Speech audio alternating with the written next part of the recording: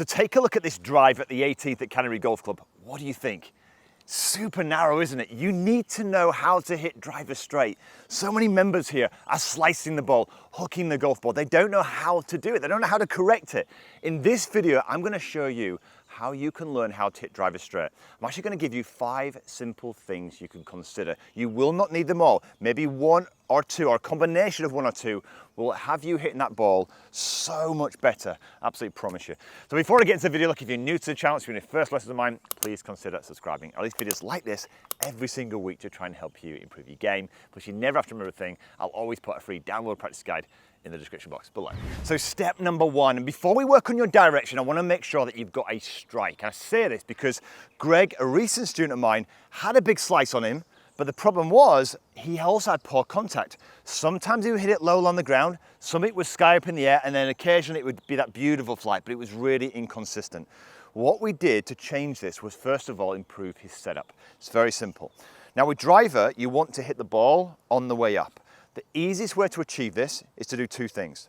You get the ball position in the right place first of all. Feet together, so the ball's right in the middle of your stance. Take a little step towards the target and a big one away. This sets the ball position up. Now this is crucial, and this is what Greg wasn't doing. Greg, the reason why his strike was so bad, and I see this with so many golfers, is that his club was coming down quite steeply into the golf ball like this. Now look at this. If he strikes the ball, there's no loft in the club, the ball goes low. If he strikes it and the ball comes off the top of the club, he strikes it and the ball goes super, super high. Every so often he saves it and he hits it okay. All I did to completely eradicate that was change your setup. And I want you to do the same. Check yours. Take a club, put it right down the middle of your sternum here. Now Greg was set up like this, with the shaft completely with driver, almost pointing at the middle of his stance where you probably have an iron. But I want you here to point this club towards the golf ball here. Now what's this done? It angles your shoulders a little bit more this way and provides a better way. Look, rather than coming down now, you're now starting to come level or even slightly up on that golf ball. Hugely, hugely beneficial. The other thing you can do, which could be even simpler when you're playing, is I've got one of the True Track balls from Callaway here. And when I look above that ball, I can see the 2 dots on the ball. But when I go like this, I can now see the track or the little dot on the underside of the golf ball. This proves now that I've got some form of tilt in my shoulders and I can now look, strike up on that golf ball. Here, look, I can't. So set up correctly first. It will make driver so much easier. That's what helped with Greg and his strike, and I'm sure it's going to help you. Let's move on to step 2. So we got Greg striking the golf ball, but he was still slicing it.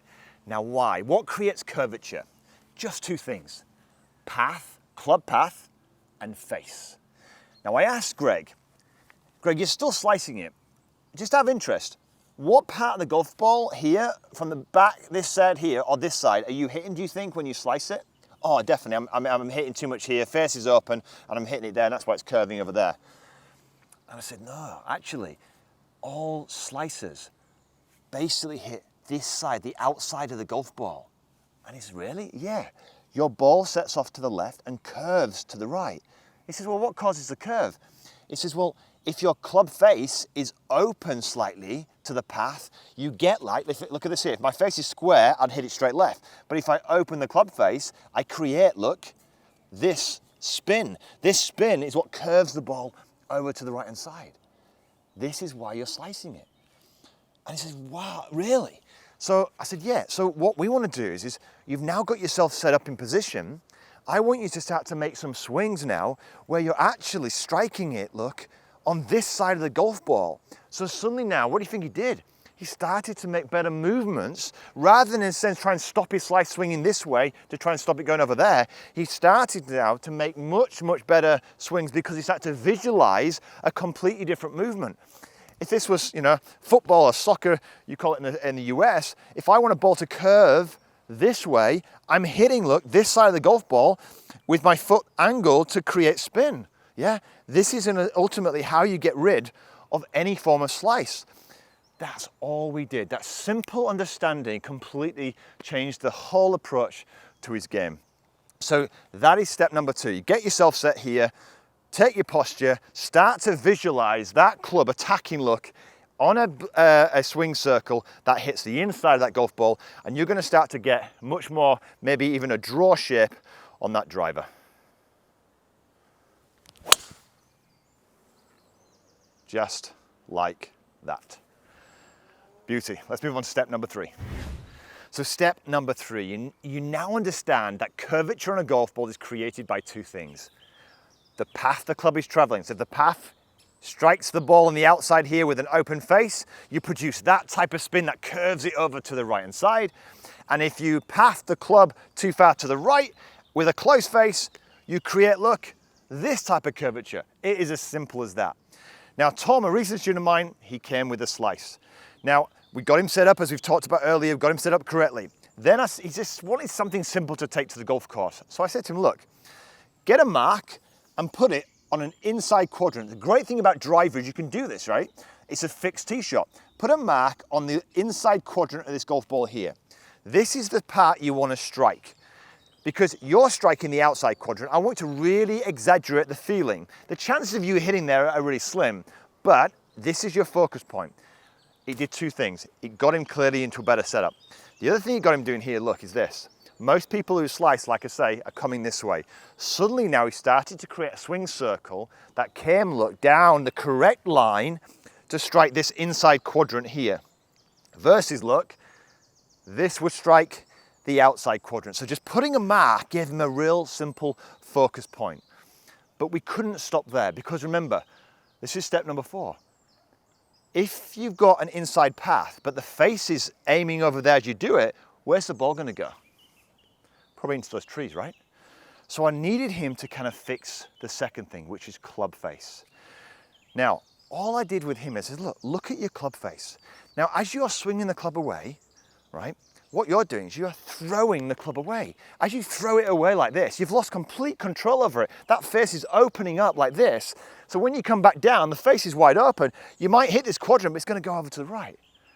So I did just one thing with him.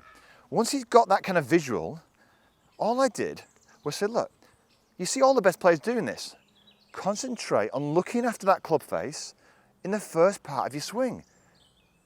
Keep it nice and calm.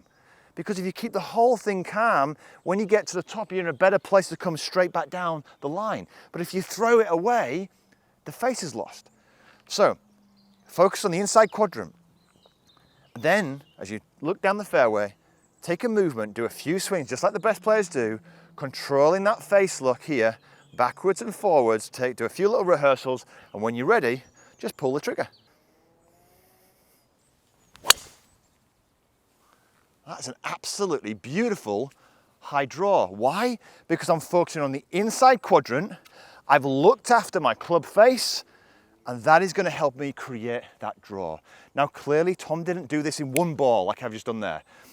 He started off in step by step. He had to get the feeling and the visual of striking this inside quadrant. He then needed to kind of take his time. Even when I said take it calmly on the way back, he still swung it back too fast. Taking it calm, he felt really slow motion on the way back here, but that is what really helped him control the club face. Let's just focus on one final thing for a last student of mine. So before we move on to step number 5, which I think is probably the most important because it helps you with your irons too, remember you don't need all of these, just a combination. Even the understanding could really help you start to hit those fairways more consistently with your driver, okay? But this final bit is super, super important. See, your ability to control this club face and the orientation is huge. So many people who are slicing or hooking the golf ball do not have any idea where that face is. That club is traveling 100 miles an hour. Here's the thing though, I know where that face is. I can feel it. I've developed that skill. I want you to do the same. And the simplest way to do this is this. All I want you to do is this. I want you to close your eyes for a second. Put your hand out here. Now, I know that my palm is facing this way, yeah, with my eyes closed. I know my palm is facing this way. Why? Because I can feel this.